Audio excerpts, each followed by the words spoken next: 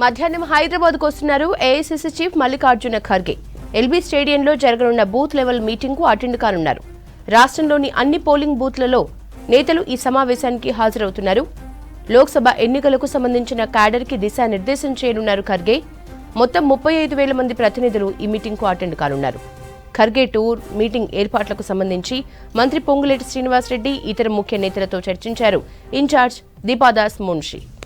Congress meeting అలాగే party chief Kharge tour కి సంబంధించిన డీటెయిల్స్ రాజు అందిస్తారు. రాజు, ఖర్గే టూర్ షెడ్యూల్ ఏంటి?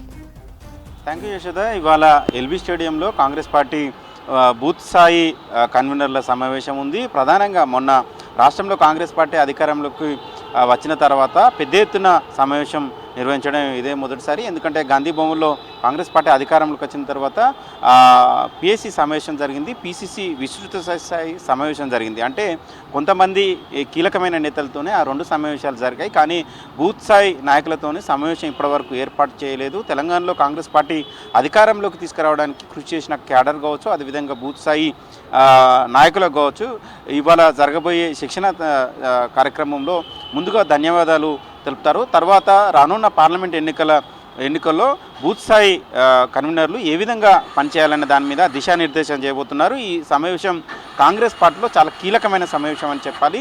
ఈ సమావేశానికి ఏఐసీసీ ప్రెసిడెంట్ మల్లికార్జున ఖర్గే, అదేవిధంగా సీఎం పిసిసి చీఫ్ రేవంత్ రెడ్డితో పాటు ముఖ్య నాయకులు హాజరవుతారు. అదేవిధంగా మంత్రులు కూడా హాజరవుతారు. దీపాదాస్ మున్షి ఇన్ఛార్జ్గా ఉన్న దీపాదాస్ మున్షి దీనికి సంబంధించి కసరత్తు గత వారం రోజుల నుంచి చేస్తున్నారు. అంటే PCC chief CM Revanth Reddy Davos పర్యటనలో వెళ్ళిన తర్వాత పార్టీ కార్యక్రమాలకు సంబంధించిన అంశాలు కావచ్చు, కార్యక్రమాలు అంతా దీపాదాస్ మున్షి మొత్తం చూస్తున్నారు. గత 2-3 రోజులుగా గాంధీ భవన్ కేంద్రంగా మంత్రులతో కావచ్చు, అదేవిధంగా ముఖ్య నాయకులతో కావచ్చు సమావేశం ఏ విధంగా ఏర్పాటు చేయాలి, ఆహ్వానాలు బూత్ స్థాయి కన్వీనర్లకు ప్రతి ఒక్కరికి ఆహ్వానాలు పంపాలని కూడా దిశానిర్దేశం చేశారు. అందులో భాగంగానే పెద్ద ఎత్తున రాష్ట్ర వ్యాప్తంగా ఉన్న బూత్ స్థాయి కన్వీనర్లకు ఆహ్వానాలు పంపారు, వాళ్ళను రావాలని కోరారు. సో ఇవాళ ఈ సమావేశం మధ్యాహ్నం తర్వాత 3 గంటల నుంచి ప్రారంభం కాబోతుంది. అయితే ఏఐసీసీ ప్రెసిడెంట్ మల్లికార్జున ఖర్గే 5 గంటలకు మధ్యాహ్నం 2 గంటలకు ఈ సమావేశాన్ని హాజరు కావడానికి హైదరాబాద్కు చేరుకుంటారు. స్పెషల్ ఫ్లైట్లో బేగంపేట ఎయిర్పోర్ట్కు చేరుకుంటారు. అక్కడి నుంచి ఆయన తాజ్ కృష్ణ హోటల్కు వెళ్ళి అక్కడ కాసేపు రెస్ట్ తీసుకుని ఆడ నుంచి వెళ్ళి 3 గంటలకు ప్రారంభమయ్యే సమావేశానికి ఖర్గే బయలుదేరుతారు. 5 గంటల వరకు ఖర్గే ఈ సమావేశంలో పాల్గొంటారు.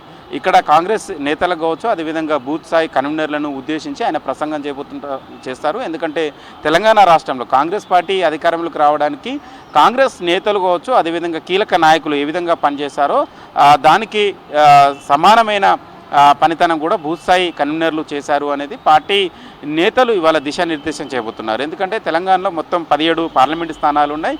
ఇప్పటికే పిసిసి విస్తృత స్థాయి సమావేశంలో కావచ్చు, పిఎస్సి సమావేశంలో కావచ్చు మెజార్టీ ఎంపీ సీట్లను కైవసం చేసుకోవాలని కాంగ్రెస్ నేతలు భావిస్తున్నారు. అదే మెసేజ్ని గ్రౌండ్ లెవెల్లో ఉండే బూత్ స్థాయి కన్వీనర్లకు పంపాలని చూస్తున్నారు. ఎందుకంటే ఎన్నికల సమయం దగ్గర పడుతుంది కాబట్టి ఎన్నికల సమయంలో ప్రజెంట్ కాంగ్రెస్ పార్టీ అధికారంలో వచ్చిన తర్వాత 50 రోజులు అవుతుంది కాంగ్రెస్ పార్టీ తెలంగాణలో అధికారం వచ్చి. ఈ 50 రోజులలో ప్రభుత్వం చేసిన సంక్షేమ పథకాలు కావచ్చు, 6 గ్యారంటీలలో 2 గ్యారంటీలను ఇప్పటికే అమలు చేసింది. ఒకటి మహిళలకు ఆర్టీసీ ఉచిత బస్సు ప్రయాణం, అదేవిధంగా రాజు ఆరోగ్యశ్రీ కింద 10 లక్షల భరోసా, దాంతోపాటు వచ్చే నెల నుంచి అర్హులైన ప్రతి కుటుంబానికి 200 యూనిట్ల ఉచిత విద్యుత్తును కూడా సప్లై చేయాలని భావిస్తుంది. దాంతోపాటు 500 రూపాయలకే సిలిండర్ కూడా పంపిణీ చేయాలని చూస్తుంది. ఈ 2 గ్యారంటీలు ఫిబ్రవరి నెలలో ప్రారంభించడానికి సిద్ధమవుతుంది. అయితే ఈ గ్యారంటీల అమలు కావచ్చు, ఇప్పటివరకు అమలైన గ్యారంటీలను కావచ్చు ప్రతి గడపకు తీసుకెళ్ళాలి.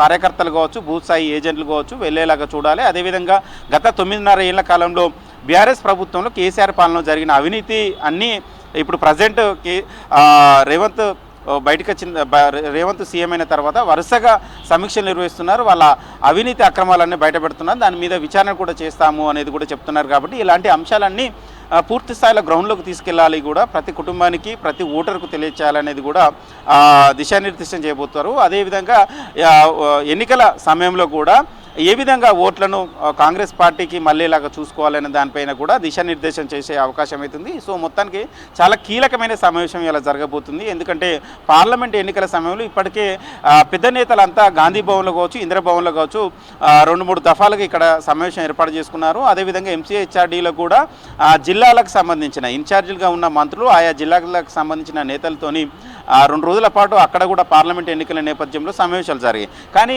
గ్రౌండ్ లెవెల్లో ఉన్న క్యాడర్ కావచ్చు, బూత్ స్థాయి ఏజెంట్లకు, బూత్ స్థాయి కన్వీనర్లకు కూడా ఈ యొక్క మెసేజ్ని పంపే విధంగా ఇవాళ ఎల్బీ స్టేడియంలో ఈ శిక్షణ తరగతులను ఏర్పాటు చేశారు. ఇందులో కాంగ్రెస్ పార్టీ ఏఐసిసి ప్రెసిడెంట్ కావచ్చు, అదేవిధంగా ఏఐసిసి నేతలు కూడా ఈ సమావేశానికి హాజరు కాబోతున్నారు. ఇప్పటికీ ఏర్పాట్లన్నీ పూర్తయ్యాయి. ఇది చాలా కీలకమైన సమావేశం అని కాంగ్రెస్ నేతలు చెప్తున్నారు. యశోద.